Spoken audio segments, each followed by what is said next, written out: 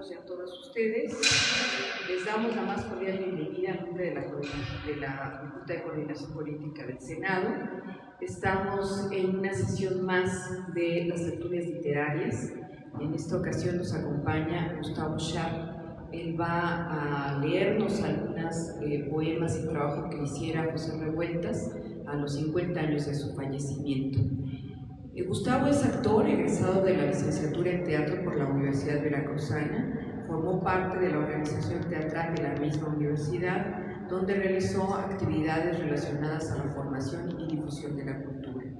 Ha trabajado bajo la tutela de Jorge Vargas, Luis Mario Moncada, Martín Acosta, Richard Piqueira, Alberto Villarreal, Luis Enrique Gutiérrez Ortiz Monasterio, Adriana Duch, Agustín Mesa, Marcel Cisniega, Martín Zapata, Mauricio Jiménez, Mijail Rojas y Gerardo Trejo Luna, entre otros. Fue becario del 17º Instituto de Estudios Críticos en el Encuentro de Estudios Críticos de Teatro 2020 y residente artístico en el Centro Cultural Helénico 2019-2020. También participó en las muestras nacionales de teatro con obras y piezas performáticas en el Encuentro de Reflexión e Intercambio. Como director de teatro, dirigió La Niña que Olvidó Su Nombre en 2019. Es fundador del colectivo multidisciplinar Mutante, donde escribe y dirige piezas y prácticas multi e interdisciplinares. Actualmente es actor del elenco estable de la Compañía Nacional de Teatro de Lima y, como ven, es un actor muy joven, ya muy posicionado en esta carrera.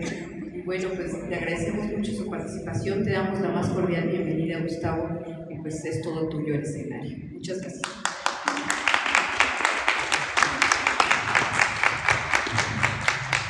Muchas gracias. Buenas tardes a todos, todas. ¿Cómo están? ¿Han leído ustedes a José Revueltas? ¿Algo? ¿Un poquito? Bueno, vamos a comenzar hablando un poco, vamos a dar una breve semblanza para dar contexto de quién es José Revueltas, porque habría que leerlo. Hablar de José Revueltas no requiere solemnidad excesiva. Fue ante todo un hombre que vivió las contradicciones de su tiempo en carne propia y que escribió desde ahí, sin filtros. Nació en 1914 en Durango, pero prácticamente creció en la Ciudad de México. Venía de una familia notable. Su hermano Silvestre Revueltas, quizás le hayan escuchado, es uno de los músicos más importantes de México. Su hermana Rosaura Revueltas, que tuvo una carrera exactamente en la danza, en el cine, como actriz también. A diferencia de ellos, José no siguió una formación artística formal. José abandonó la escuela y se hizo autodidacta. Él aprendió por sí mismo en la Biblioteca Nacional. Fue un lector obsesivo y desde muy joven un militante político. Un dato clave y poco común es que José pisó la cárcel siendo prácticamente un adolescente. A los 15 años ya estaba involucrado en actividades políticas y terminaría preso en las Fiestas Marías. Esto no fue un episodio aislado, la cárcel lo acompañó varias veces a lo largo de su vida hasta llegar al encierro en Lecumberri tras el movimiento estudiantil de 1968. Esa experiencia marcaría profundamente su escritura. Otro aspecto curioso es su relación conflictiva con el Partido Comunista Mexicano. Lo expulsaron más de una vez, algo que no era precisamente común. ¿La razón? José Revueltas no toleraba el dogmatismo. Criticaba tanto al Estado mexicano como a la izquierda organizada cuando ésta caía en la burocracia o en la simulación. Era en ese sentido incómodo para todos los bandos. En su obra literaria hay algo importante que conviene saber. No es una literatura amigable. Libros como El luto humano o Los días terrenales fueron polémicos en su momento, incluso dentro de la izquierda, porque retrataban a los militantes no como héroes, sino como sujetos llenos de contradicciones, errores y fracasos. De hecho, los días terrenales fue tan criticada que él mismo llegó a retirarla temporalmente de circulación. Quizás su obra más conocida hoy sea El Apando, escrita a partir de su experiencia en prisión. Lo interesante aquí es que no romantiza el encierro político, muestra un sistema carcelario brutal, donde incluso los presos reproducen formas de violencia y degradación. Es una mirada casi clínica. También trabajó en cine como guionista, colaborando en la época de oro del cine mexicano. Este lado es menos conocido, pero muestra que no estaba aislado en una torre intelectual, participaba activamente en distintos espacios culturales. Un rasgo que lo distingue es su insistencia en una idea. México no ha logrado construir una verdadera conciencia crítica colectiva. En textos como Ensayo sobre un proletariado sin cabeza, plantea que el problema no es solo político o económico, sino también uno de formación de sujetos, una sociedad que delega constantemente su pensamiento en líderes o instituciones. Murió en 1976, relativamente joven, a los 61 años. Durante mucho tiempo fue una figura incómoda, incluso marginal en ciertos círculos. Hoy es leído como uno de los pensadores y escritores más agudos de México. Si hubiera que resumirlo en términos simples, Revueltas no fue un escritor que buscara gustar, sino entender y mostrar lo que no funciona. Y en ese sentido sigue siendo vigente. Bien, comenzaremos con dos poemas de José Revueltas. Nocturno de la noche, para Efraín Huerta.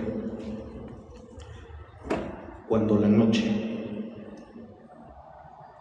cuando los espejos reciben el asombro culpable de los adulterios y las sillas saben de las torpes pisadas, cuando los libros se quedan abiertos como una película de pronto detenida y los cigarrillos solo son un recuerdo de angustias y desvelos quemados para siempre. Cuando los números Palmer del mediocre joven meritorio son un feroz y enloquecidamente acariciado anhelo de abrazarse por sorpresa a la Amparito o a la Chloe en un mentido vuelco aéreo de Luna Park. Cuando las prostitutas ofrecen su seco y taciturno seco a los inspectores o a las escalofriantes agujas de los que ponen Roberto o Gustavo. Cuando una gringa en lo alto de un hotel lleno de cafeaspirina bebe el horroroso brandy desesperadamente sin parar con el triste frenesí salvaje que cuenta Duhamel. Cuando en las abandonadas consejerías de latón solo se sabe ya del chillido de la niña loca del conserje. Cuando la rubia insidia de la Western Union grita con las pipas de los colonos que ya no se escriba sino que se cablegrafíe, que ya no se sueñe sino que se asesine, que ya no se llore sino que se pisoteen los vientres embarazados. Cuando la noche, cuando las pistolas de aire y la soldadura autógena que cada vez parece más una enfermedad de los dientes, entonces oigo torrentes furiosos de semen que corre por las calles como entre caños de sombra y de injurias. Semen impuro y vicioso de horrendos señoritos destilados en las esquinas oscuras, en los pasillos de los cines y en los mingitorios. Semen 100 veces del maldito de las sombras de los jardines. Cuando el crimen y los papeleros se duermen en la calle, se suceden sin fin, ignorándose a sí mismo atormentado con una falsa alegría de labios relamidos y de placer gratuito, sin pensar en la sangre derramada, sin pensar en el limpio, puro y desvestido espacio, sin pensar en la música, sin pensar en la vida. Es preciso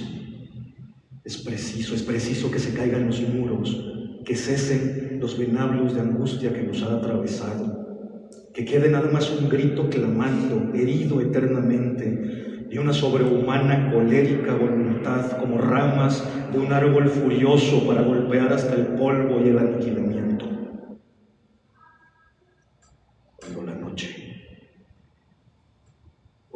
angustia, cuando las lágrimas.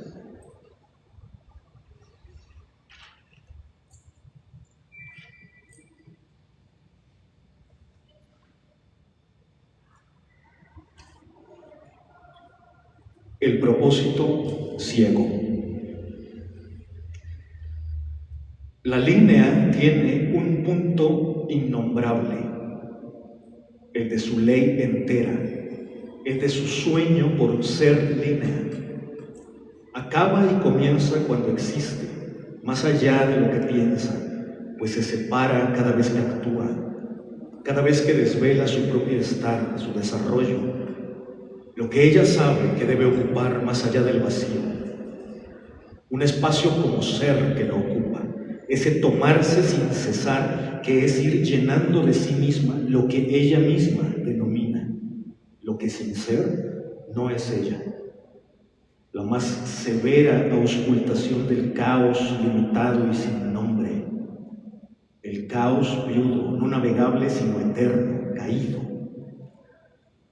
La línea no es el cielo, la estrella ha de esperarla, mas ha de esperarla en vano. La línea no es el cosmos, solamente su tortura.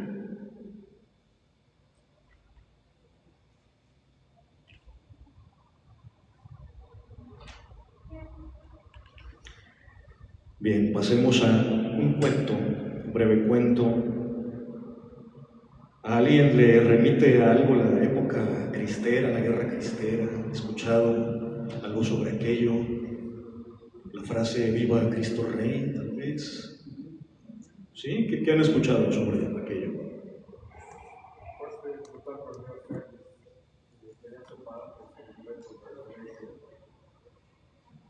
La ley Calles. Sí, exactamente. Y pues entonces la gente muy religiosa se levantó en armas. Como era pues, los revolucionarios que todavía estaban, se puede decir que las armas calientes, ¿no? Y las mentes también buscando acomodo ya en una sociedad revolucionaria. Entonces pues, se levantaron en armas en una guerra cristiana. Por tanto, no sé si era ateo o agnóstico, pero era precisamente, precisamente por eso se armó esa guerra. Bien, vamos a leer algo que quizás pueda mostrarnos el panorama de la época con las palabras de José Revueltas. Se llama Dios en la Tierra y comienza con un epígrafe de Dostoyevsky. Y sin embargo, estoy seguro de que el hombre nunca renunciará al verdadero sufrimiento, es decir, a la destrucción y al caos. Dostoyevsky. La población estaba cerrada con odio y con piedras, cerrada completamente, como si sobre sus puertas y ventanas se hubieran colocado lápidas enormes, sin dimensión, de tan profundas, de tan gruesas, de tan de Dios. Jamás un empecinamiento semejante, hecho de entidades incomprensibles, inabarcables, que venían ¿de dónde? De la Biblia, del Génesis, de las tinieblas, antes de la luz. Las rocas se mueven, las inmensas piedras del mundo cambian de sitio, avanzan 1 milímetro por siglo. Pero esto no se alteraba, este odio venía de lo más lejano, de lo más bárbaro, era el odio de Dios. Dios mismo estaba ahí apretando en su puño la vida, agarrando la tierra entre sus dedos gruesos, entre sus descomunales dedos de encina y de rabia. Hasta un descreído no puede dejar de pensar en Dios, porque ¿quién sino Él? ¿Quién sino una cosa sin forma, sin principio ni fin, sin medida, puede cerrar las puertas de tal manera? Todas las puertas cerradas en nombre de Dios. Toda la locura y la terquedad del mundo en nombre de Dios. Dios de los ejércitos, Dios de los dientes apretados, Dios fuerte y terrible, hostil y sordo, de piedra ardiendo, de sangre helada. Y eso era ahí y en todo lugar, porque Él según una vieja y enloquecedora maldición, está en todo lugar, en el silencio siniestro de la calle, en el colérico trabajo, en la sorprendida alcoba matrimonial, en los odios nupciales en las iglesias, subiendo en anatemas por encima del pavor y de la consternación. Dios se había acumulado en las entrañas de los hombres como solo puede acumularse la sangre, y salía en gritos, en despaciosa, cuidadosa, ordenada crueldad, en el norte y en el sur, inventando puntos cardinales para estar ahí, para impedir algo ahí, para negar alguna cosa, con todas las fuerzas que al hombre le llegan desde los más oscuros siglos, desde la ceguedad más ciega de su historia. ¿De dónde venía esa pesadilla? ¿Cómo habían nacido? Parece que los hombres habían aprendido algo inaprensible, y ese algo les había tornado el cerebro cual una monstruosa bola de fuego, donde el empecinamiento estaba fijo y central como una cuchillada. Negarse siempre por encima de todas las cosas, aunque se cayera el mundo, aunque de pronto el universo se paralizase y los planetas y las estrellas se clavaran en el aire. Los hombres entraban en sus casas con un delirio de eternidad para no salir ya nunca, y tras de las puertas aglomeraban impenetrables cantidades de odio seco, sin saliva, donde no cabía ni un alfiler ni un gemido. Era difícil para los soldados combatir en contra de Dios porque Él era invisible y presente, como una espesa capa de aire sólido o de hielo transparente o de sed líquida. ¿Y cómo son los soldados? Tienen unos rostros morenos, de tierra labrantía, tiernos, y unos gestos de niño inconscientemente cruel. Su autoridad no les viene de nada. La tomaron en préstamo, quién sabe de dónde, y prefieren morir, como si fueran de paso por todos los lugares y les diera un poco de vergüenza todo. Llegaban a los pueblos solo con cierto asombro, como si se hubieran echado encima todos los caminos y los trajeran ahí en sus polainas de lona o en sus paliacates rojos, donde, mudas, aún quedaban las tortillas crujientes como matas secas.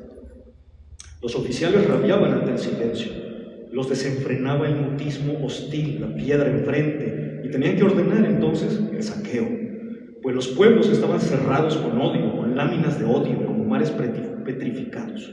Odio y solo odio como montañas. ¡Los federales! ¡Los federales!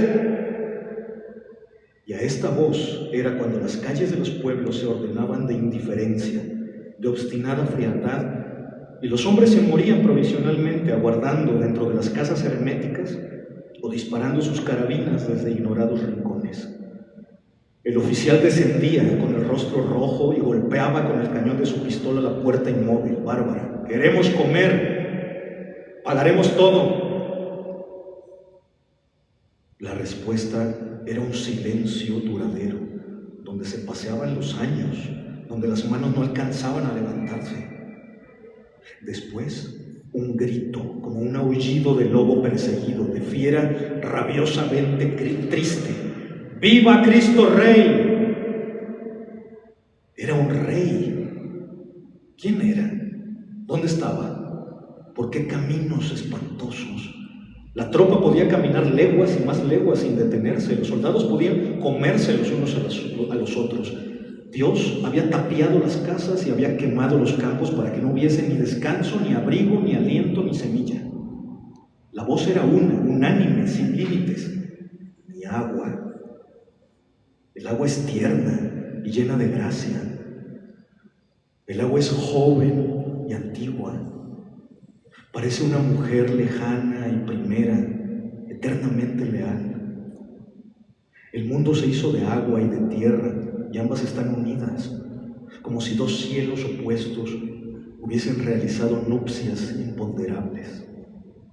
Ni agua, y del agua nace todo. Las lágrimas y el cuerpo armonioso del hombre, su corazón, su sudor. Ni agua. Caminar sin descanso por toda la tierra en persecución terrible, no encontrarla, no verla, no oírla, no sentir su rumor acariciante, ver cómo el sol se despeña, cómo calienta el polvo blando y enemigo, cómo aspira toda el agua por mandato de Dios y de ese rey sin espinas, de ese rey furioso, de ese inspector del odio que camina por el mundo cerrando los prostigos. ¿Cuándo llegarían? Eran aguardados con ansiedad y al mismo tiempo con un temor lleno de cólera. Que vinieran, que entraran por el pueblo con sus zapatones claveteados y con su miserable color olivo, con las cantimploras vacías y hambrientos, que entraran. Nadie haría una señal, un gesto. Para eso eran las puertas, para cerrarse. Y el pueblo, repleto de habitantes, aparecería deshabitado como un pueblo de muertos, profundamente solo. ¿Cuándo y de qué punto aparecerían aquellos hombres de uniforme, aquellos desamparados a quien Dios había maldecido? Todavía lejos, allá, el teniente Medina, sobre su cabalgadura, meditaba. Sus soldados eran grises, parecían cactos crecidos en una tierra sin más vegetación, cactos que podían estar ahí sin que lloviera bajo los rayos del sol. Debían tener sed, sin embargo, porque escupían pastoso, aunque preferían tragarse la saliva como un consuelo. Se trataba de una saliva gruesa, innoble, que ya sabía mal, que ya sabía a lengua calcinada, a trapo, a dientes sucios. La sed es un anhelo como de sexo. Se siente un deseo inexpresable, un coraje, y los diablos echan lumbre en el estómago y en las orejas para que todo el cuerpo arda, se consuma, reviente. El agua se convierte entonces en algo más grande que la mujer o que los hijos, más grande que el mundo. Y nos dejaríamos cortar una mano o un pie o los testículos por hundirnos en su claridad y respirar su frescura, aunque después muriésemos. De pronto aquellos hombres como que detenían su marcha ya sin deseos, pero siempre hay algo inhumano e ilusorio que llama con quién sabe qué voces eternamente y no deja interrumpir nada. ¡Adelante! Y entonces la pequeña tropa aceleraba su caminar locamente en contra de Dios que había tomado la forma de la sed. Dios en todo lugar, allí entre los cactos, caliente, de fuego infernal en las entrañas, para que no lo olvidasen nunca, nunca, para siempre, jamás. Unos tambores golpeaban en la frente de Medina y bajaban a ambos lados, por las sienes, hasta los brazos, hasta la punta de los dedos. Agua, agua, agua. ¿Por qué repetir esa palabra absurda? ¿Por qué también los caballos en sus pisadas? Tornaba a mirar los rostros de aquellos hombres y solo advertía los labios cenizos y las frentes imposibles donde latía un pensamiento en forma de río, de lago, de cántaro, de pozo. Agua, agua, agua. Si el profesor cumple su palabra. Mi teniente, se aproximó un sargento, pero no quiso continuar y nadie en efecto le pidió que terminara, pues era evidente la inutilidad de hacerlo. Bueno, ¿para qué? Realmente, confesó, soltando la risa, como si hubiera tenido gracia. Mi teniente, ¿para qué? De modo que hicieron un hoyo en la tierra para que brotara el agua, de modo. Si ese maldito profesor cumple su palabra. Romero, gritó el teniente. El sargento se movió apresuradamente y con alegría en los ojos, pues siempre se cree que los superiores pueden hacer cosas inauditas, milagros imposibles en los momentos difíciles. ¿Crees que el profesor... Toda la pequeña tropa sintió un alivio, como si viera el agua ahí enfrente, porque no podía discurrir ya, no podía pensar, no tenía en el cerebro otra cosa que la sed. Sí, mi teniente, él nos mandó avisar que con seguro ahí estaba. Con seguro, maldito profesor, aunque maldito era todo, maldita el agua, la sed, la distancia, la tropa, maldito Dios y el universo entero. El profesor estaría no cerca ni lejos del pueblo para llevarlos al agua buena, a la que bebían los hijos de Dios. ¿Cuándo llegarían? ¿Cuándo y cómo? Dos entidades opuestas, enemigas, diversamente constituidas, aguardaban allá. Una masa nacida en la furia, horrorosamente falta de ojos, sin labios, solo con un rostro inmutable, imperecedero, donde no había más que un golpe, un trueno, una palabra oscura: Cristo Rey. Y un hombre febril y anhelante, cuyo corazón latía sin cesar, sobresaltado para darles agua, para darles un líquido puro, extraordinario, que bajaría por las gargantas y llegaría a las venas, alegre, estremecido y cantando. El teniente balanceaba la cabeza, mirando cómo las orejas del caballo ponían una especie de signos de admiración al paisaje seco, hostil. Signos de admiración, sí, de admiración y de asombro, de profunda alegría, de sonoro y vital entusiasmo, porque no era aquel punto, un hombre, el profesor, ¿no? Romero, junto al Huizache, ¿distingues algo? Entonces el grito de la tropa se dejó de oír, ensordecedor, impetuoso, y retumbó por el monte, porque aquello era el agua.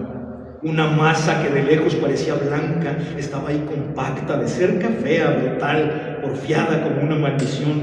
Cristo Rey era otra vez Dios, cuyos brazos apretaban la tierra como dos tenazas de cólera. Dios vivo y enojado, iracundo, ciego como Él mismo, como no puede ser más que Dios, que cuando baja tiene un solo ojo en mitad de la frente, no para ver, sino para arrojar rayos e incendiar, castigar, vencer. En la periferia de la masa, entre los hombres que estaban en las casas fronteras, todavía se ignoraba qué era aquello. Voces solo, dispares. Sí, no. Ay, de los vencidos. Aquí no había nadie ya sino el castigo. La ley terrible que no perdona ni a la 20ª generación, ni a la 100ª, ni al género humano, que no perdona, que juró vengarse, que juró no dar punto de reposo, que juró cerrar todas las puertas, tapiar las ventanas, oscurecer el cielo y sobre su azul del lago superior de agua aérea colocar un manto púrpura e impenetrable. Dios está aquí de nuevo para que tiemblen los pecadores. Dios está defendiendo su iglesia, su gran iglesia sin agua, su iglesia de piedra, su iglesia de siglos. En medio de la masa blanca apareció de pronto el punto negro de un cuerpo desmadejado, triste, perseguido. Era el profesor. Estaba ciego de angustia, loco de terror, pálido y verde en medio de la masa. De todos lados se le golpeaba, sin el menor orden o sistema, conforme el odio espontáneo salía. Grita, ¡viva Cristo Rey! Los ojos del maestro se perdían en el aire a tiempo que repetía exhausto la consigna. ¡Viva Cristo Rey! Los hombres de la periferia ya estaban enterados también. Ahora se les veía el rostro ennegrecido de animales duros. Les dio agua a los federales el desgraciado. Agua, aquel líquido transparente de donde se formó el mundo. Agua, nada menos que la vida. Traidor. ¡Traidor! Para quien lo ignore, la operación, pese a todo, es bien sencilla, brutalmente sencilla. Con un machete se puede afilar muy bien hasta dejarla puntiaguda, completamente puntiaguda. Debe escogerse un palo resistente que no se quiebre con el peso de un hombre, de un cristiano, dice el pueblo. Luego se introduce y al hombre hay que tirarlo de las piernas hacia abajo con vigor para que encaje bien.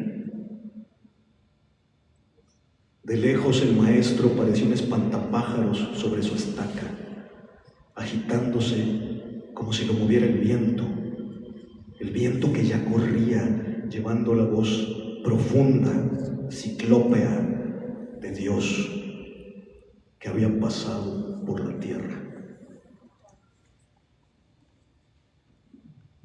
Fin.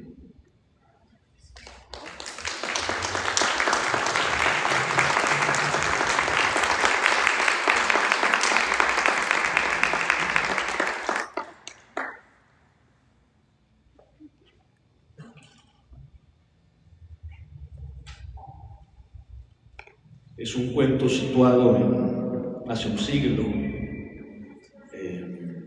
No hablamos de los maestros, pero definitivamente fueron una figura perseguida en esa época. Exacto, les cortaban las orejas. En fin, busquen el periodo de la Guerra Cristera, fórmense, es un periodo muy interesante de la historia de este país, donde curiosamente, como decía aquí nuestro asistente, una época bastante anticlerical, extraña para este país, la ley Calles. Bien.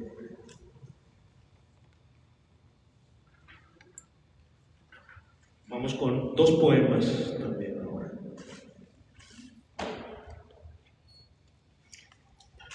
El tiempo y el número.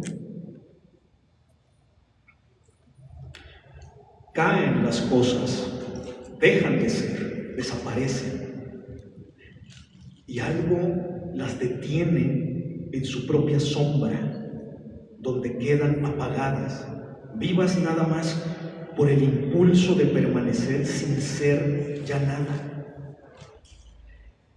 El amor mismo es una cosa sobre la cual se enciman nuevas cosas cada vez.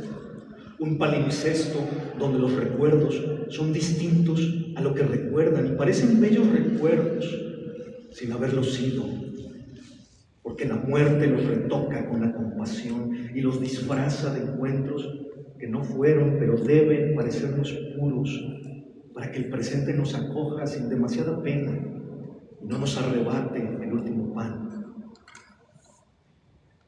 Llegará ese día en que ya no tengamos el cuerpo disponible y en que todo lo pasado no sea sino un largo vacío, montones de palabras dichas de otro modo y lejanas voces, pensamientos y sombras indiferentes y extranjeras. Todo ello vuelto a ser en nuestra nada vencida, nombres sin cuerpo, con los que intentaremos recubrir una sorda vida distante y acabada, en la que fuimos nosotros mismos otra cosa también.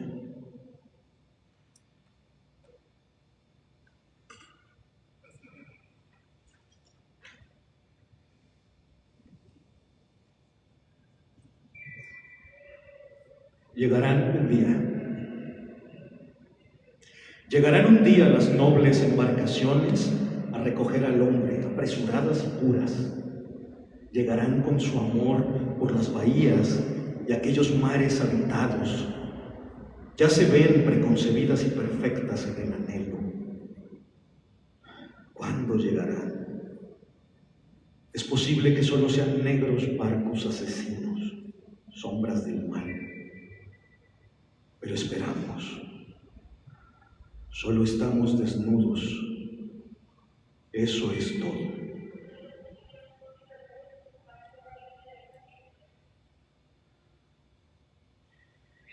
Bien, y para concluir me gustaría leer un último cuento, a ver si nos alcanza el tiempo, y si no, bueno, pues me dicen tendríamos que tal vez dejarla sin final, pero está bueno para que ustedes la terminen en casa. Este siguiente cuento se llama Dormir en tierra. Pesado, con su lento y reptante cansancio bajo el denso calor de la mañana tropical, el río se arrastraba lleno de paz y monotonía en medio de las dos riberas cargadas de vegetación. Era un deslizarse como de aceite tibio, la superficie tersa, pulida, en una atmósfera sin movimiento, que sobre la piel se sentía igual que una sábana gigantesca a la que terminaran de pasar por encima una plancha caliente. Las casitas de madera del puerto, montadas en zancos sobre la orilla del río para quedar a salvo de las crecientes, parecían temblar, con ligeras y cambiantes distorsiones, vistas a través del vaho abrumador, quieto, de un aire que no se movía, de un aire que estaba ahí, empezando, muerto como el agua de un estanque. De las casitas se elevaba, trabajosamente vertical y despacioso, trazando sobre el agresivo azul del cielo una apenas ondulada línea blanca de gis, un humo concreto corporal, macizo, que no terminaría de salir nunca de las pequeñas chimeneas de lámina que se veían encima de los techos. Aquellas casas formaban, paralelas al Coatzacoalcos, la primera fila de un conjunto de callejuelas miserables en la proximidad del muelle. La calle, tendida al borde del río con sus tabernas, sus burdeles, sus barracas para comer comer, tenía una quietud extraña, un ruido, una delirante inmovilidad ruidosa, con aquella música de la sinfonola, en absoluto una música no humana, que no cesaba jamás, como si la ejecutaran por sí solos los instrumentos que se hubieran vuelto locos. Eso hacía que las propias gentes, también los perros y los cerdos, irreales hasta casi no existir, parecieran más bien cosas que gentes, materia inanimada, desprovista totalmente de pensamiento en medio del calor absurdo que lo impregnaba todo. Nadie abrigaba el menor propósito, ni lo abrigaría en este mundo de que la música se dejase de oír un solo instante. Pero lo que era más extraordinario todavía, que dejara de ser la misma canción, inexorablemente repetida, y sin embargo ya tan soberana y autónoma como una ley de la naturaleza. La tortuguita se fue a pasear.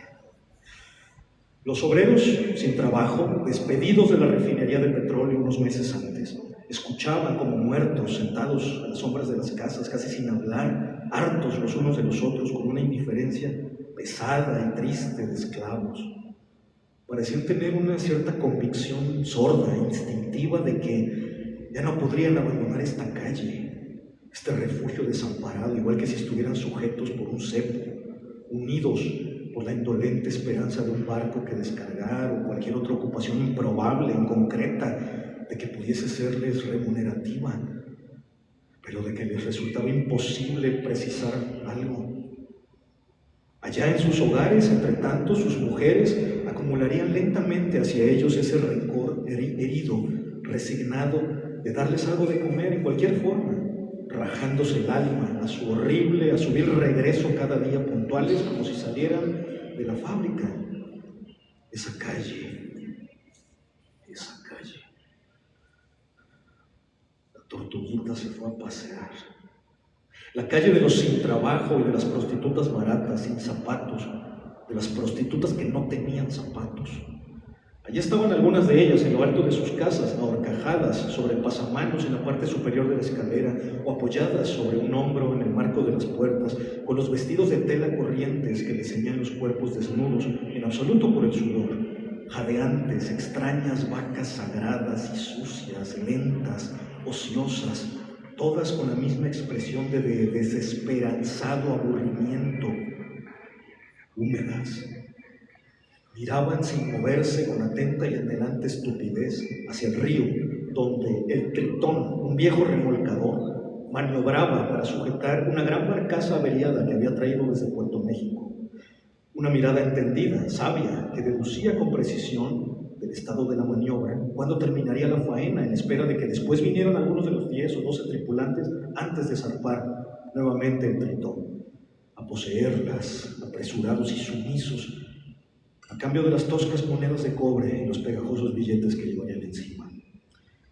Les faltaban como 6 horas, comentó alguna, la entonación vacía, lenta, llena de paciencia desesperada.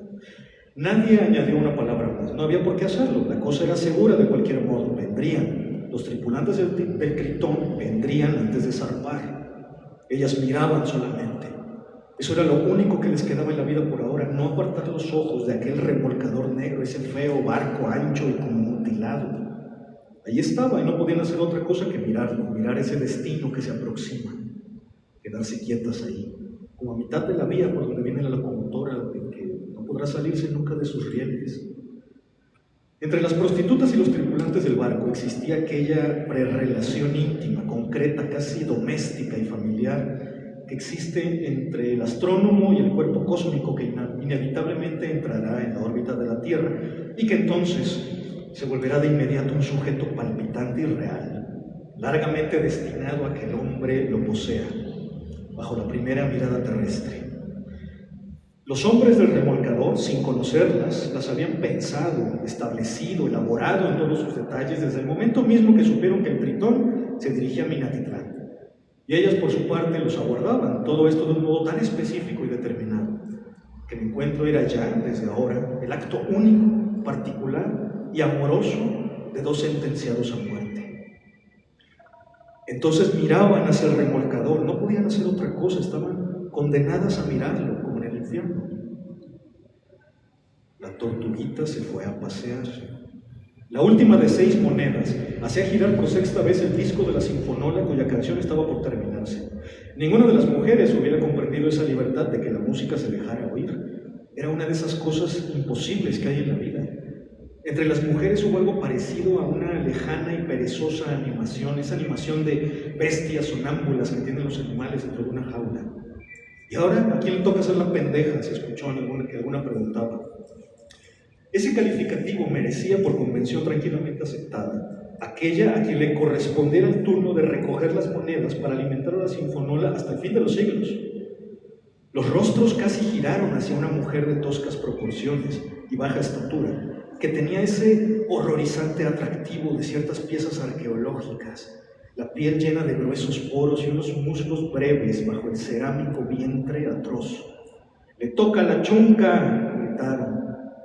No le correspondía el turno a la chunca, pero como era tan fea, la maliciosa injusticia regocijaba a todas. «¡A la chunca! ¡A la chunca!». Era curioso verlas a cada una, sucias palomas impuras, en aquellos palomares sórdidos. No todos con escaleras, sino muchos de ellos tan solo con unos travesaños clavados en los horcones sobre los que descansaba la casa, quietas y opacas, pero con algo que no era del todo lo que corresponde a una prostituta, cierta cosa no envilecida por completo, tal vez la actitud infantil de jugar como si fuesen chiquillas, o por el contrario, como si se tratara de chiquillas que se habían entregado a la prostitución y aún no estaban seguras. No dominaban todavía de un modo absoluto los secretos del oficio. «¡A la chunca! ¡A la chunca!». En las expresiones disimuladas de su rostro, seguida, con el aire de una limosnera ciega, fue recogiendo las monedas que le arrojaban desde lo alto cada una de las prostitutas y luego se alejó hacia la taberna en la esquina de la calle donde estaba la sinfonola. Un griterío soez y entusiasta se elevó entre los sin trabajo al paso de la prostituta, mientras algunas manos detenidas en el aire fingían, para asustarla, el intento de una nalgada procaz sobre sus animales en púdicas posaderas empapadas de sudor. Con los ojos bajos, la mirada fija en el suelo, la chunca soslayaba el cuerpo, ajena y sin ver exactamente, una ciega que se defendía tan solo con el oído, torpe y concentrada. Al extremo de la fila de los sin trabajo, uno de ellos se deslizó a espaldas de la prostituta, perversamente alegre, agazapado, en tanto pedía silencio con el índice sobre los labios, dispuesto a ejecutar alguna divertida broma que los demás aguardaban ya, con un brillo cómplice en los ojos y cierta sonrisa llena de envidiosa admiración. Se aproximaba con una cautela maligna, anhelante, las comisuras de la boca distendidas hacia abajo y la actitud de quien contiene la respiración, sucio y cómico, sin que la chunca pudiese advertirlo. Aquello sucedió con una desenvuelta rapidez, jubilosa y brutal, en medio de los aullidos frenéticos, casi dolientes de gozo que lanzaban los sin trabajo. El hombre había logrado levantar la falda de la chunca y hacerle una prolongada caricia obscena entre la carne desnuda, pero con una suerte de tal maestría que el espectáculo resultó para todos algo de lo más extraordinario que habían visto nunca en su vida. Una espesa felicidad les resbalaba por dentro, una dicha de rencor que salía de sus gargantas en esos alaridos agrios y sexuales, como en un velorio, en igual forma que si al mismo tiempo estuviera ahí de cuerpo presente algún difunto muy triste y suyo, y ellos debieran llorar con una furia misericordiosa y arrebatadora, despojados para siempre por el amor de Dios. Igual que en la iglesia, igual que cuando se arrodillaban en la iglesia. La chunca no se pudo defender, inerme y atontada, idéntica a las iguanas que no aciertan a discernir de dónde proviene el peligro cuando se les arroja una piedra y permanecen inmóviles, pétreas, poseídas de una antigua angustia telúrica, con el desamparo de los primeros tiempos zoológicos, el rostro estúpido de impotencia, borracha perdida, es decir, no que lo estuviera, sino igual que una borracha imbecilizada hasta lo último por el alcohol, hasta donde ya no se puede más. No comprendía, evidentemente. Aquello estaba más allá de lo que podía comprender en esta tierra y en esta existencia. Clavó sobre los hombres una mirada remota, una mirada loca y turbia de dulzura, a causa de la estremecida piedad de la compasión sin límites que le embargaba hacia su propio ser. Se había replegado contra uno de los horcones y por sus mejillas de piedra rodaban unas lágrimas extrañas, sin sentido, no suyas, no pertenecientes en modo alguno a su sagrado cuerpo de infame prostituta. La tortuguita se fue a pasear. Otra de las prostitutas apareció ahí de pronto junto a la chunca, después de lanzarse de un salto desde el palomar. Respiraba con una agitación galopante, la morena piel del rostro muy pálida, amenazando a los hombres con una navaja, pero sin que se alterase una voz queda, precisa y llena de agravio, que parecía subirle desde la planta de los pies hasta los labios. ¿Qué hijo de puta quieres con ella? ¿Qué hijo de puta quieren con ella, malditos? Digan, ¿quién fue ese que ofendió a la chunca? Los sin trabajo se volvieron de espaldas, con el aire del que no escucha, la mirada muy atenta, como si algo muy importante y complicado solicitase de ellos una concentrada reflexión en el punto opuesto. La chunca, entre tanto, había desaparecido en el interior de la cantina y ahora estaría ya ante la sinfonola con las monedas. Todo lo quieren de balde, ¿eh? Continuaba su imprecación la prostituta sin abandonar la navaja. Se pasan el día oyendo música que nosotras pagamos con nuestro dinero, que nuestro dinero nos cuesta y todavía quieren malorearnos. Muy fácil, ¿no? ¿Qué dijeron? Un hondo sentido de justicia y de ira hacía fulgurar las pupilas de la hembra, pero al mismo tiempo se notaba cierta inseguridad en su actitud, como si le fuese imposible encontrar razones incontestables de un valor absoluto para su protesta. No podía remitir el agravio, la baja ofensa sufrida por la chunca, sino al dinero, a que aquello se hizo de un modo gratuito, cuando lo que justificaría cualquier cosa, puesto que ellas eran tan solo unas simples prostitutas, mujeres de la calle y nada más, habría sido el pago correspondiente. De este modo la mujer tuvo entonces una transición súbita, en la cual lo primero que hizo fue guardarse la navaja en el refajo. Hablaba ahora con un extraño tono persuasivo. El que traiga con qué, ya sabe. La voz aquí se volvió afectuosa del todo, con un leve toque de amargura humilde. Pues para eso somos lo que somos, pero siempre que se nos brille la de acá, y al decir la de acá, flexionaba el pulgar y el índice en círculo para indicar la forma de las monedas. Pero así, a la brava, ni iguas, no hay que ser. Una cosa es una cosa y otra cosa es otra cosa. Concluyó, por fin a tiempo que giraba hacia la dirección por donde ya venía hacia ella la chunca, el paso miedoso y apresurado. Con una solapada sonrisa, los hombres permanecían en su misma actitud, atentos a fingir esa divertida indiferencia que los relevaba de sentirse blanco individual de cualquier acusación. La mujer echó un brazo en derredor del cuello de la chunca. Cuenta siempre conmigo, manita, dijo con bronca y ríspida dulzura. No hagas aprecio de estos pinches güeyes. Entonces ambas subieron, una después de la otra, al palomar de la chunca, pero no sin antes recoger la parte posterior de sus faldas a través de las piernas para sujetarlas por delante con una mano mientras subían y de este modo no dar pie a nuevas procacidades de los sin trabajo. No sé para qué me lo trujeron, exclamó la chunca al entrar la primera en aquella especie de mísero tapanco a que se reducía toda su casa. Era el único cuarto de madera con las paredes tapizadas de papel periódico donde se veían los titulares, fotografías, anuncios y noticias de las más diversas publicaciones del país y del mundo. Hasta un periódico de Shanghái con unos extraños caracteres, sin duda proveniente de los chinos propietarios de comercios y cafés en la localidad, que eran numerosos. En un rincón estaba la cama de tablas, cubierta tan solo por una raída colcha de algodón y plegada junto a su cabecera pendiente de un alambre sujeto entre el ángulo de dos paredes, una mugrosa manta. ¿Quién sabe para qué? ¿Servía de cortina? ¿Acaso nada más como un símbolo de cierto misterioso pudor? El resto de los muebles lo formaban una mesa de ocote, un brasero de lámina, algunos cajones y dos sillas. Esto era todo. Fija a mitad del cuarto, con un aire de obstinada incredulidad, sin atreverse a dar un paso adelante, la chunca meneaba la cabeza con bruscos sacudimientos intermitentes, arrítmicos. No sé para qué me lo trujeron, repitió doliente. Se refería al niño. Allí estaba el muchachito como de 7 años, quieto, los negrísimos ojos agrandados, por una incertidumbre atenta, sin aventurarse a decir una sola palabra, dispuesto a recibir con silenciosa sorpresa todo cuanto pudiera ocurrirle de inesperado y desconocido en este suceder de hechos incomprensible que él no podía sino aceptar. Era el hijo de la Chunca. Apenas unos días antes, después de que dio sepultura a su pobrecita madre muerta, con la que el niño viviera allá en el pueblo, la Chunca había encomendado al muchacho con unos vecinos bajo la promesa de mandarles algunos centavos, y ahora resultaba que estas buenas gentes se lo devolvieron ayer sin explicar nada, nomás porque sí. Ni la Chunca ni su hijo podían comprenderlo.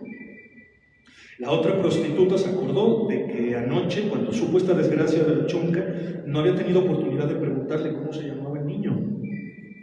Eulalio, respondió la Chunca. Se nombra así porque lo tuve el mero día de San Eulalio. Miró a la criatura un instante más con un rencor tierno y amoroso, pues toda la enervante tristeza suya de las últimas horas tenía su origen en la infeliz presencia de aquel niño. Escuincle de porra, añadió, para rematar luego con una voz sumisa y desgarrada. Ya estaría de Dios, ahora sí como quien dice que hijo de puta habías de ser aunque yo no lo quisiera. A bordo del Tritón, el contramaestre descargaba toda la furia de su negra cólera sobre los fatigados tripulantes que hacían lo imposible por trabajar más deprisa. ¡Cárguenle calor, huevones!, gritaba, ronco, torvo. A la hora del rancho sí que son buenos, pero ¿qué tal para trabajar, hijo de la chica? ¡Cárguenle! Si hubiera podido trabajar a un ritmo menos febril, pero el capitán había decidido que zarparan hoy mismo para atracar al día siguiente en Veracruz. Esa era la causa de la cólera del contramaestre. Como las gallinas de arriba siempre cagan a las de abajo, pensaban, no, había más remedio que fastidiar a los boludos aquellos. También él había sido boludo, esto es, marinero raso, en tiempos de Don Porfirio. Y la cosa no era mejor entonces en la armada, sino todo lo contrario, bajo la salvaje disciplina que reinaba en cada barco. Aquello no era ninguna broma, no era ninguna baba de perico. Pero estos que iban a saber de aquellos sufrimientos, ni tantito así comparados con las blanduras de hoy, donde hasta un simple grumete puede levantarle acta a todo un oficial si éste le pega. Antes uno se aguantaba y si llovían los golpes, era de ley mantenerse firmes, con la mano en posición de saludo hasta no caer hecho quiñapo. Por no hablar del pañol de cadenas, donde le encerraban a uno con cualquier pretexto o sin pretexto. Una fiesta de los 100,000 carajos durante noches y días enteros dentro de un pedazo de medio metro. Lo rodeaba a uno el montón de eslabones como serpientes enroscadas unas con otras, sin dejarlo moverse, sin permitir el más insignificante cambio de postura. Y luego había que añadir la peste, ese olor que no se da en ninguna otra parte, que se desprende de las vegetaciones nacidas sobre las cadenas en el fondo del mar. Un olor de pescado descompuesto, de hierro podrido, que lo hacía uno deshacerse de náuseas. Cuando sacaban al prisionero de ahí, era para que se portara en adelante muy derechito, muy comedido, con un miedo horrible, un pavor espantoso que hasta los más machos hacía llorar de que lo pudieran devolver a ese infierno. Bueno, descontando las veces, que no fueron pocas, en que se les olvidaba que allí estaba un hombre dentro del pañol, en los momentos de soltar las anclas cuando el barco se fondeaba. Desde la cubierta, por la parte de la proa, veíamos subir entonces desde abajo del mar una nube roja que se extendía poco a poco hasta llegar a la superficie como un gran manchón. Era la sangre del cristiano. Así todos nos dábamos cuenta de que las cadenas, al salir disparadas como de rayo, habían arrastrado al que estaba metido dentro, no dejándole ni madre. No, esos boludos de hoy no podían quejarse. ¡Cárguenle calor, hijos de su pelona! El contramaestre resoplaba de un lado para el otro, también aturdido por la fatiga. Era un animal lleno de pelos por todas partes, en la frente, en los pómulos, un oso hirsuto, cuyos ojos apenas eran visibles entre las semicanosas cejas enmarañadas. Sentía una cólera enorme, capaz de cualquier cosa, pero que distaba mucho de satisfacerse con los insultos y gritos que lanzaban. Ese capitán de todos los diablos, los viejos winches mal engrasados del remolcador, que se atoraban en el momento más preciso, maldito sol que parecía tener enfrente un cristal de aumento del tamaño de todo el cielo para calentar más, hasta que hirvieran los malditos sesos. La orden de zarpar este mismo día, zarpar hoy, no dormir en tierra, seguir navegando. Hubiese querido romper algo, destrozar algún objeto, alguna materia eterna, resistente hasta la eternidad, pero que él podría convertir en polvo a puñetazos. Se detuvo, jadeante, del lado de la banda de estribor y volvió la vista hacia el muelle. Algo como una fascinación aplastante le hizo sentir que todos los músculos del cuerpo se le aflojaban con una especie de frío repulsivo lleno de precisión fisiológica.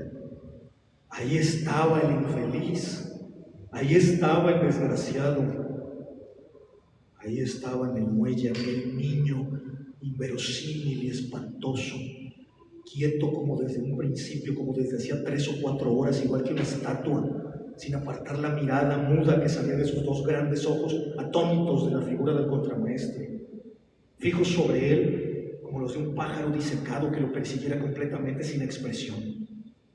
Estaban separados apenas por unos 3 metros de distancia, el viejo oso colérico en la cubierta del remolcador y el niño allá abajo, sobrenatural como un ángel castigado. «Lárgate una vez al carajo», gritó con un odio extraño al contramaestre. «Ya te dije que a bordo no hay lugar para nadie más, este barco no es asilo. Cabrón escuincle tan necio, lárgate, te digo». A pesar suyo, el contramaestre temblaba. Eso y no otra cosa era el origen de la rabia que sentía desde que se encontró con el chiquillo en el muelle al venir de la capitanía hacia el remolcador 4 o 5 horas antes. Ahí lo estaba esperando el niño. «Mi mamá dice que por el amor de Dios me lleve en el barco», le había dicho el niño. «No quiere tenerme porque soy hijo de puta». Lo dijo así, simplemente como algo superior, fatal y divino que no estaba obligado a comprender. El contramaestre se había estremecido con una especie de ahogo blando y ahora se daba cuenta de que ahí fue donde comenzó a nacer en él esa cólera, esa rabia, ese odio que sentía hacia su piedad, la cólera de que algo le hiciera sentir dolor por otro, por un semejante, por otro perro podrido como él. El niño era hijo de eso, pero había dicho las inocentes y malditas palabras separándolas de su madre. Su madre era una cosa y él era hijo de otra, muy distinta. Una ira desgarradora cegaba al contramaestre. El niño permanecía inmóvil. Ahí estaba en el muelle desde hacía muchos años, desde antes de nacer. Desde antes de ser un hijo de puta. ¿No entiendes? ¿Qué ganas con estar ahí parado, terco como mula? ¿Estás sordo? Ahorita verás si no entiendes. En esos momentos el contramaestre había visto salir de la cocina al galopín, que llevaba en una mano el balde de los desperdicios, lleno de agua gris, de escamas, de tripas, sangre sonrosada que debía arrojar por la borda. «¡Taca!», ordenó al tiempo que le arrebataba el balde. Con el balde en las manos hizo un extravagante movimiento de vaivén hacia atrás que se antojaba lentísimo, escultórico, como el de un atleta que dispara el disco y luego rápidamente contramovimiento en un corto espacio hacia adelante que detuvo de pronto, y entonces los desperdicios se proyectaron en el aire, cayendo sobre el cuerpo del chiquillo. «¿Qué hubo? No que no», iba a exclamar con un aire de triunfo, pero desde lo alto del puente la voz del capitán lo hizo girar de golpe como si alguien hubiese tirado de una palanca invisible. Por encima de la cubierta inclinada del balde vacío de los desperdicios rodó, al modo que el cuerpo vivo que tuviera impulso propio, hasta detenerse a los pies del galopín como por efecto de una cierta estupefacción súbita. «Venga usted», ordenó el capitán al contramaestre, quien se apresuró a trepar la escalerilla. Entraron en la cámara de radio y telegrafía. El capitán llevaba la gorra caída hacia atrás y hacia la oreja, sonriente, semi-alcoholizado conforme a su costumbre. Era prieto, la cara mofletuda, indígena y de expresión feliz. El total estrabismo de un ojo condenado en definitiva a mantenerse en un rincón de su cuenca, tirando hacia la sien, cosa que en otras personas da a sus fisonomías un aire de asustada severidad. En él, por el contrario, expresaba una malicia clínica, juguetona, cierto sarcasmo alegre. Hasta ese momento, el contramaestre no se dio cuenta de que el capitán tenía, lo habría tenido desde antes de que entraran en la cámara, un papel en la mano. El capitán se lo tendió. El radiotelegrafista, con sus dos negras ventosas auditivas que le succionaban las orejas, atento a las sagradas voces interiores que le venían del más allá, los miraba con una mirada distante, pura, de fakir, una mirada sin ojos. Mire, el capitán sonreía con su mirada estrábica. Es el meteorológico de hace unos minutos, explicó respecto al papel, de apenas unos minutos antes de que usted bañara en mierda al muchacho. Era la forma efusiva, mañosa de reprenderlo. El contramaestre juntó los talones y se llevó la mano a la gorra sin tomar el boletín meteorológico que se le ofrecía. A su disposición, mi capitán, me doy por arrestado.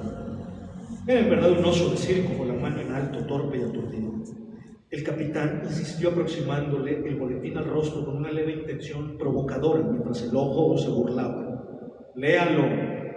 Veracruz reporta viento moderado del norte. Tendremos una navegación cómoda. Estará listo para que zarpemos a las 6 de la tarde. Después de tomar el boletín, el contramaestre lo había mirado concentradamente por unos segundos sin leerlo, y ahora clavaba la vista del capitán en la actitud de quien acepta un reto. Mucho mejor, dijo. La maniobra terminará a las 5 en punto. De no cumplir su promesa, entonces sí habrá arresto. Y de ese modo pagará usted por lo del chamaco también. La mirada diagonal del ojo torcido irradiaba ahora una especie de inocencia triste. Tal vez este hombre habría tenido un hijo así, como el muchacho del muelle. Abajo se escuchó el silbato del cabo de turno que llamaba para la comida del mediodía. Si quiere comer en tierra, contramaestre, propuso el capitán. Ahí lo alcanzo en el Gato Negro y nos echamos un dominó. Puede retirarse. El oso peludo dio las gracias. Después descendió las escalerillas del puente. En cubierta, al girar hacia el punto de la banda donde los marineros ya tendían una pasarela de madera encima del muelle, se detuvo con un asombro amargo. Era imposible creerlo. El espantoso niño permanecía en el mismo lugar. Un niño de madera. Un niño preorgánico, no perteneciente al reino. Atrás, a unos cuantos pasos, ahora también se encontraba la chunca, el rostro inclinado sobre el pecho, la mirada tonta y sin luz, hundida en el suelo con la obstinación homicida de un cuchillo terrible, la hoja de pedernal con la que los antiguos mexicanos arrancaban a sus hijos el corazón. El contramaestre dudó unos instantes, hubiera querido no cruzar junto a ese niño de pesadilla, junto a esa mujer. La blusa de manta del chiquillo estaba llena de porquería, manchas amarillentas y despojos orgánicos, como si alguien hubiese vomitado sobre él. No se había limpiado siquiera, no se había movido. El contramaestre procuraba dominarse, ocultar esa rara turbación que lo sacudía por dentro. Esa mujer, esa dolorosa bestia idiotizada, ¿sería madre del niño? Precisamente fue la mujer quien le salió al paso con una escalofriante humildad, sin levantar los ojos. Sabía, dijo la chunca, que el barco zarpaba para Veracruz. En la mano extendida la mujer mostraba unas monedas de cobre y 2 o 3 arrugados billetes de a peso. Llévese al muchacho en el barco, mi jefe. En Veracruz lo deja con una amiga mía que allá vive. El muchacho lleva la dirección. ¿Qué tanto perjuicio puede causarle hacerme esta caridad? Le doy estos poquitos centavos, aparte si tiene gusto en pasarla conmigo sin que nada le cueste. Hablaba con una entonación dulce, susurrante y tibia, llena de amor. Su ofrecimiento de pasarla con aquel hombre, de entregársele, era casto, sin mácula. Lo que ella no quería era tener ese hijo infortunado, que ese hijo fuese suyo. Lo que anhelaba era despojarse de él como una especie de aborto tardío después de 7 años. Sentía el contramaestre que una piedad atroz se le untaba en la garganta, nauseabunda y dolorosa, haciéndole nacer otra vez en el alma esta ira insensata que lo movía a golpear, a destrozar el rostro de aquella hembra envilecida y sucia. «Hazte a un lado», exclamó apartándola de un empellón. «Por causa de tu mugroso escuincle, por nada y me plantan un arresto». Ya estuvo, a volar. Lo dijo con un aire seguro, firme y autoritario, para enseguida encaminarse hacia el Gato Negro. La chunca y su hijo, Eulalio, no se volvieron para mirarlo alejarse. ¿Ya para qué? La cosa no tenía remedio. Sus ojos estaban puestos nuevamente sobre la turbia masa del remolcador. De pronto, por primera vez en su vida, la chunca escuchó que su hijo sollozaba. Una negra ola de soledad le abrazó el corazón con su lumbre misericordia. «No llore, papacito, no llore, papacito santo», balbuceó junto al niño a modo de consuelo. «Papacito santo». Sin darse cuenta, la chunca se valía para con su hijo de la misma expresión de cariño mercenario con que trataba a los clientes allá en su palomar. Desde la terraza de madera del Gato Negro, el contramaestre, sentado en una mesa en espera del capitán, miró en dirección del muelle. Ya no estaba ahí ni la mujer ni el niño. Un hondo suspiro lo hizo descansar con satisfecha y tranquila plenitud. Esbeltas y marineras, la gaviota y la azucena, embarcaciones de pescadores, seguían la misma derrota del Tritón a corta distancia después de que este hubo traspuesto la desembocadura del Coatzacoalcos. La cinta del río, de un color tan diferente a las aguas del mar, formaba un largo camino sobre el golfo, hundiéndose en su seno con una espada luminosa que hubiese desgarrado con una herida de ámbar aquella profunda piel sombría. El contramaestre había cumplido su ofrecimiento de terminar anticipadamente la maniobra, y en estos instantes, un poco más de hora y media después de haber zarpado de Minatitlán a las 5 en punto, el Tritón navegaba en pleno mar abierto. El segundo meteorológico que recibiera el radiotelegrafista en los momentos mismos de zarpar anunciaba que el viento había arreciado allá en Veracruz a esa hora precisa, a las 5. Tardaremos todavía en encontrarnos con él, pensó el contramaestre. Con él. Cobraba corporeidad, como si se tratase de un ser humano, alguien que vendría, una persona esperada, conocida, que llegará a la casa. ¿Dónde estás ahora, masculló? ¿Dónde está el viejo perro, viento maldito? Antes de que llegara, antes, apenas al presentirlo, le inspiraba un miedo embriagante, un miedo con sopor, un abandono, esa aterrorizada laxitud que provoca el vaho del coyote sobre sus víctimas para que ya no ofrezcan resistencia. Quería verlo, sin embargo, encontrarse con él, pelear en su contra, a brazo partido, igual que con un toro, retarlo, incitarlo, ver su impotente rabia enloquecida de otro furioso, derribarlo y oír sus bramidos de bestia sangrante y el retumbar de su cuerpo rodando hacia el abismo en la negrura del hemisferio, al otro lado del mar. El segundo boletín no dejaba dudas: viento fuerte del norte con rachas huracanadas. Se encontrarían. El contramaestre se aproximó a la bitácora para apreciar el rumbo. 380 grados. Esto quería decir que iban enfilados hacia el nor-noroeste después de tomar norte franco. Miró al mar con una expresión seria, grave, interrogándolo en silencio como si aguardara una respuesta honrada, veraz, que no podía negársele a él de ningún modo. Las gruesas olas se desplazaban en masas profundas, empujadas desde abajo por los hombros de un gigante ciego, algún dios condenado a castigar para siempre. Dime algo, mar, pidió de pronto extrañamente en silencio, con un raro sosiego y una tensa unción que resultaban sorprendentes y conmovedoras en un oso peludo como él, en un oso que casi podía llorar. Otra vez el infierno, dijo enseguida en voz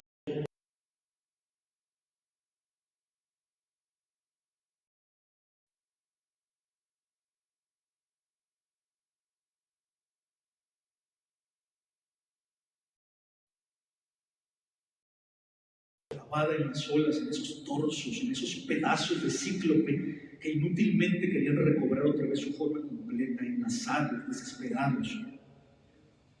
Debía sufrir, el mar también debía sufrir, grande y esclavo, sin reposo, insomne desde el principio de los siglos. Debía sufrir de eternidad. Acuérdate, ella salió de noche. Acuérdate, mar, dime algo. En esa ocasión quiso dormir en tierra. Dormimos. Después salió. Dime, mar. Se entregaba a este recuerdo con una ferocidad suicida, libre, sin trabas, una ciega ferocidad de toxicómano vencido.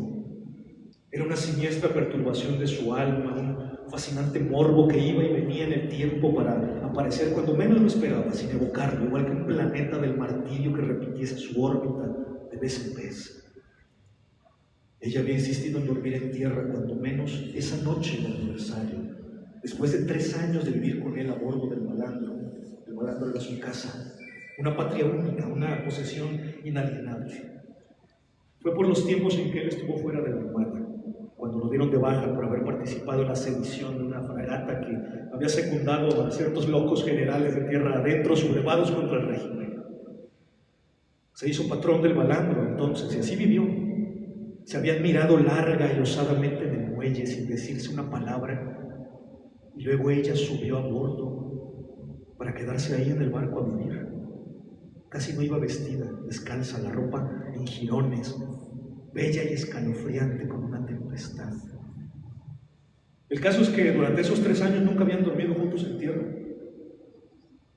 Era hermosa como un relámpago y amaba como si matara, como una criminal que ya no tiene nada del mundo sino ese amor suyo hasta el exterminio y la ceniza. Quería que durmieran en tierra esa única vez. Había en ella algo maduro y terrible, una profundidad hermética de bestia melancólica rodeada de silencios.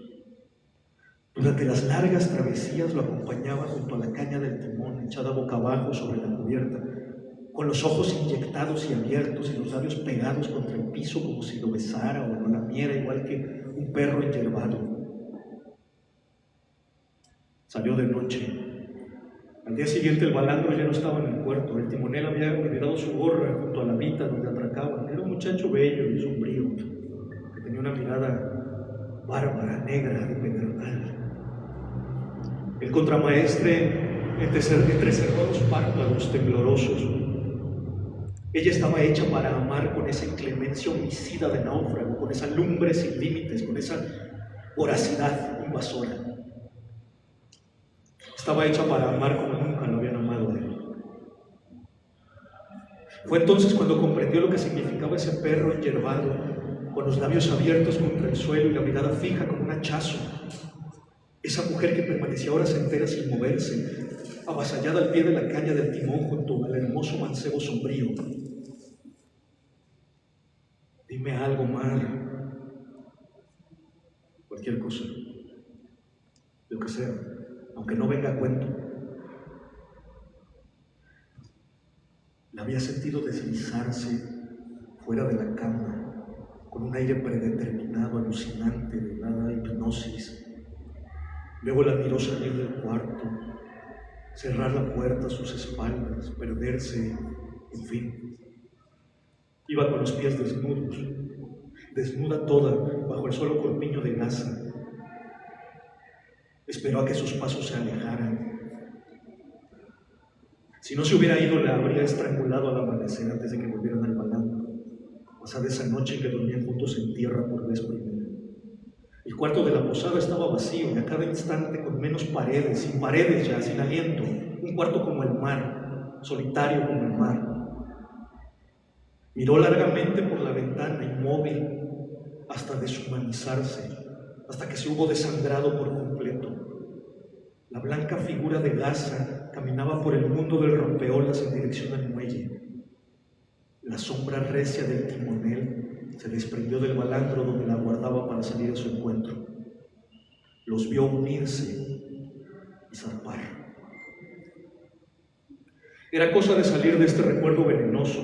Hacía esfuerzos por evadirse de aquel cuarto sin paredes en la posada del puerto desde donde los vio embarcar. Pero ese cuarto era lo mismo que el puente del remolcador donde ahora se encontraba, ceñido por las aguas, abandonado, solo, con la mirada fija sobre los 2 jóvenes amantes que iban a entregarse en alta mar. El Balandro no volvió a aparecer ni nunca se tuvieron noticias de su destino. Quizás mar adentro ellos mismos habrían hundido la nave para no volver jamás después de haberse amado. Ella se lo habría propuesto al timonel en alguno de esos pardos crepúsculos en que se quedaba con los labios abiertos contra el suelo, muerta de amor. Ella misma se lo habría pedido. Tú debes saberlo, Mar. Sintió de súbito que el barco cabeceaba muy hondo. Esto debía haber comenzado algunos minutos antes de que él se hubiera dado cuenta. Escuchaba el zumbar angustioso de la propela que giraba fuera del agua mientras la proa se hundía. Luego el movimiento inverso silenciaba este zumbar, la proa en alto y la cubierta barrida por las gruesas olas. Al abrir los párpados pudo darse cuenta cómo entre sueños que la gaviota y la azucena viraban al sur, enfilando hacia tierra, en derrota opuesta a la del Tritón, como si huyeran. Algo han de haber venteado estos pescadores, se dijo. Saben más que uno, pertenecen más al mar. No obstante, este cabeceo del Tritón pudiera significar tan solo que ya habían tomado norte franco y que el mar los golpeaba de frente. Pudiera ser. Miró la bitácora para cerciorarse. 360 grados, en efecto. Con todo, no acertaba a sentirse tranquilo. El aire se veía ceniciento y rebotado como el agua sucia, un aire que comenzaba a perder luz, ciego y con harapos, igual que un viejo mendigo implorante a punto de romper en largos sollozos, después en alaridos. El contramaestre se encaminó a la cámara del radiotelegrafista, abrió la puerta. ¿Qué dice Veracruz? El operador se volvió hacia él con ese rostro siempre cansado e irreal de las personas que no hablan sino consigo mismas, que solo dialogan por dentro como los buzos. Se quitó los audífonos con una sonrisa triste. Iba a decir algo, pero se puso de pie, súbitamente alerta, sorprendido. ¡Mire! Señalaba hacia afuera de la cámara con el mentón. El contramaestre giró de soslayo. Eran unas nubes bajas, trozos desgarrados de nube que corrían, que paseaban huyendo con siniestra rapidez como un hato de ovejas perseguido por lobos. Los dos hombres se leían los pensamientos uno al otro con una precisión enfermiza. La cita era para después, para 2 horas más tarde, según los cálculos, de acuerdo con la velocidad que llevaba el viento al pasar por Veracruz a las 5. Pero ahí estaba ya, ahí estaban los aullidos sin garganta del ciclón. El radiotelegrafista se inclinó con suavidad hacia el aparato, su voz se hizo pronto monótona, profesional. Veracruz, Veracruz, Veracruz, cambio. Respondieron de quién sabe qué rincón del cosmos unos gritos inhumanos, gargantas degolladas, el taladro eléctrico de un dentista, perros con hidrofobia, roncos, alguien que raspaba un vidrio con arena. El operador empujó la palanca. Silencio. Hay mucha estática, no me oyen, dijo con un aire tranquilo. Se secó sobre las piernas las manos que chorraban sudor. ¿Tienes miedo?, preguntó el contramaestre sin saber por qué hacía esta pregunta. ¿Acaso por las manos empapadas en sudor? El telegrafista sonrió. Sí, repuso con la misma tranquilidad. Volvió a inclinarse sobre el aparato. Veracruz, Veracruz, Veracruz. Se acordó de Genaro, su amigo, el radiotelegrafista de Veracruz.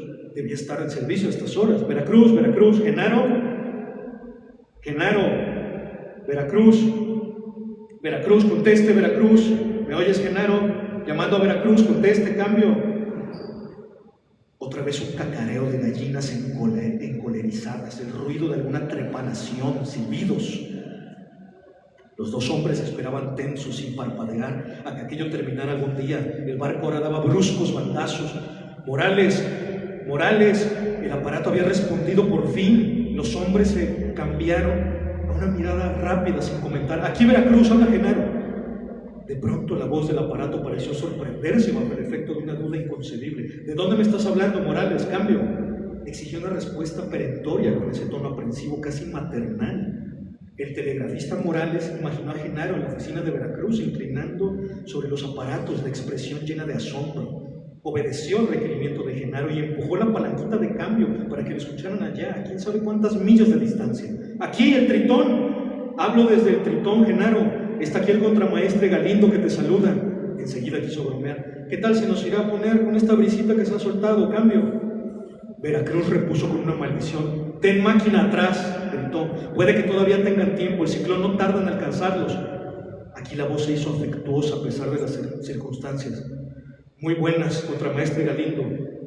El contramaestre clavó una intensa mirada cariñosa, fraternal sobre Morales. Sigue reportándonos, dijo con súbito afecto. Voy con el capitán. Al salir, la puerta de la cámara se cerró con gran estrépito por la fuerza del viento. Apenas se podía caminar sobre cubierta. El barco bailaba. Las altas paredes del mar subían, ora a babor, ora a estribor, para hundirse enseguida y volver a subir vertiginosas. Con grandes trabajos, el contramaestre llegó hasta el capitán que maniobraba con la caña del timón. Lo recibió a gritos como un condenado. Vamos a intentar la ciaboga. Pónganse sus chalecos salvavidas, se lo ordeno. Ahora lárguense para que regrese enseguida. La ciaboga, es decir, una máquina avante y otra atrás, que los haría girar sobre su propio eje 180 grados. Una maniobra audaz que significaba ganar un tiempo precioso. Era lo único que podía salvarlos. El ciclón casi los alcanzaba ya. La atmósfera se había vuelto líquida, empañada, y golpeaba en derredor, móvil y ondulante, con la agilidad cruel de un látigo. El viraje simple se llevaría mucho tiempo, en cambio la ciaboga era rápida. Bajó de un salto a su camarote y entró como una racha. Lo dominaba una excitación animal, mezcla de miedo y de alegría ante la lucha venidera, algo de odio, un deseo rabioso de matar al adversario, de tenerlo en un puño y apretar hasta que se ahogase. El camarote estaba en tinieblas, negro, sin límites. Tiró del interruptor de la luz. Nada. Alguna avería en las instalaciones, se dijo bien. Esto podía implicar muchas cosas graves, todas ellas, pero ya no quiso detenerse a juzgarlas. Lo más idiota de todo era que se le hubiese olvidado en dónde demonios podía estar el chaleco salvavidas. Echó mano de la linterna que llevaba en el bolsillo trasero del pantalón y enseguida arrojó sobre la pared del camarote un círculo de luz que fue a detenerse encima de la percha vacía. El círculo giraba en todas direcciones, como el ojo de un polifemo impaciente. Se detuvo sobre la litera y enseguida avanzó como para precisar mejor aquello que miraba y que hacía temblar su luz con leves vibraciones de espanto. Era un extraño animal, un bulto encogido sobre sí mismo, una especie de mico aterrorizado con sus dos ojos redondos y salvajes que no se movían, que no acertaban siquiera a parpadear. «No me haga nada, señor», suplicó de pronto el mico, replegándose todavía más en la litera. «Me metí a escondidas, déjeme ir a Veracruz, no me vaya a echar al mar». Era el hijo de la chunga.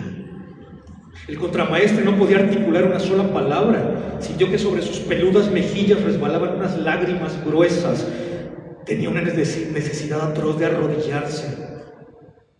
«¿Y de dónde diantres sacas que quiero echarte al mar?», acertó a decir por fin con una patética entonación de payaso a causa de que al mismo tiempo sollozaba. Se aproximó al muchacho para sentarse junto a él en la litera con la actitud más tranquilizadora que pudo adoptar. «Mira, te llevaré a Veracruz, no faltaba más, ya que te colaste a bordo. Yo no quería embarcarte, pero ya estás aquí, ¿qué diablos?». El niño rebuscó entre sus ropas y luego tendió un papel al contramaestre. «En Veracruz tengo gente que me tenga, mire». Pasaban los minutos.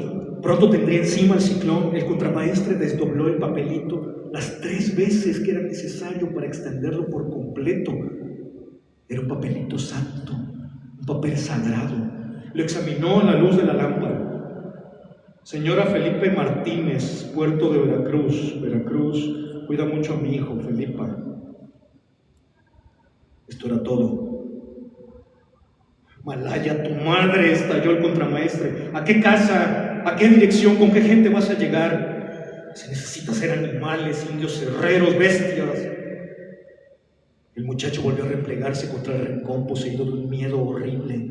Temblaba, castañeteando los dientes, encogiendo el cuerpo con toda su alma a fin de librarse de aquel hombre inclemente, lleno de odio, que volvía a maldecir a su madre, que volvía a insultarla como todos los demás. Bajo el cuerpo del niño, al replegarse hacia el rincón, quedó descubierto el chaleco salvavidas que había venido a buscar el contramaestre. Los alaridos del viento llegaban hasta el camarote, ululantes, desatados, atormentadores, con una visión de fiebre. Un golpe de mar hizo caer al hombretón sobre el chiquillo. Pensó entonces el contramaestre que todo aquello era haber perdido mucho tiempo ahí dentro del camarote. Tomó el chaleco salvavidas y violentamente, con brusca energía, zarandeando al niño sin consideración, lo hizo introducir los brazos y luego ató en torno de su cuerpo aquella vestidura. El niño parecía enloquecido, pateaba, mordía, arañaba con una desesperación delirante. Con el muchachito en brazos, el contramaestre salió a cubierta. El barco comenzaba a escorar, aquello no tenía remedio. Y entonces el contramaestre se aproximó a la borda con el niño a cuestas. Este le clavaba los dientes en una oreja, sin desprenderse de ella, rabioso, feroz, atado a la vida con una fuerza milenaria. Se la arrancaría, claro está. Con un fuerte impulso, el hombre tiró del niño y lo arrojó al mar. ¿Acaso se salvara? El desgarrón de la oreja fue como el ruido de un árbol gigantesco al caer derribado. Unos círculos concéntricos de dolor que se abrían, se extendían como luces fosforescentes dentro de la negra noche del cráneo. El tritón dejó de responder durante un lapso muy prolongado a los requerimientos de la estación radiotelegráfica de Veracruz. Después se escuchó la voz del telegrafista Morales. Genaro, perdona, no te contesté porque trataba de abrir la puerta, el viento no me deja. Estoy herméticamente encerrado en la cámara de radiotelegrafía sin poder salir. Parece que en estos momentos comenzamos a hundirnos. Despídeme de mi mujer. Saludos a todos los muchachos.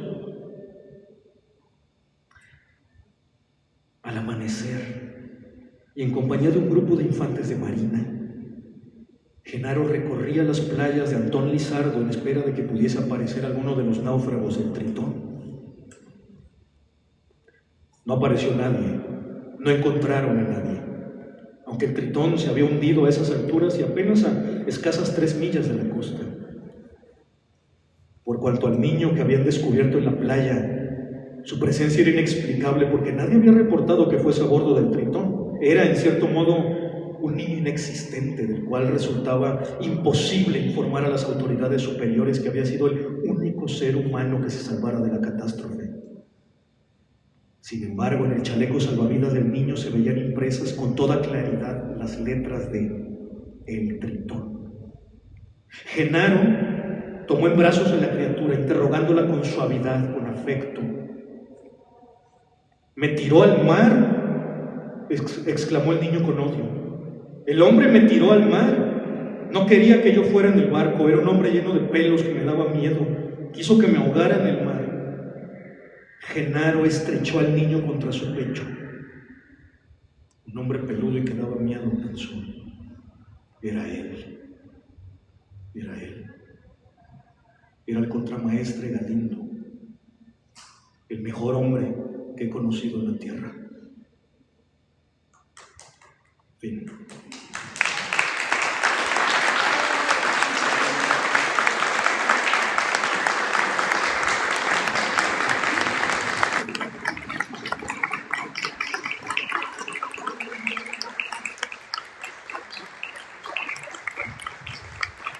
Muchas gracias.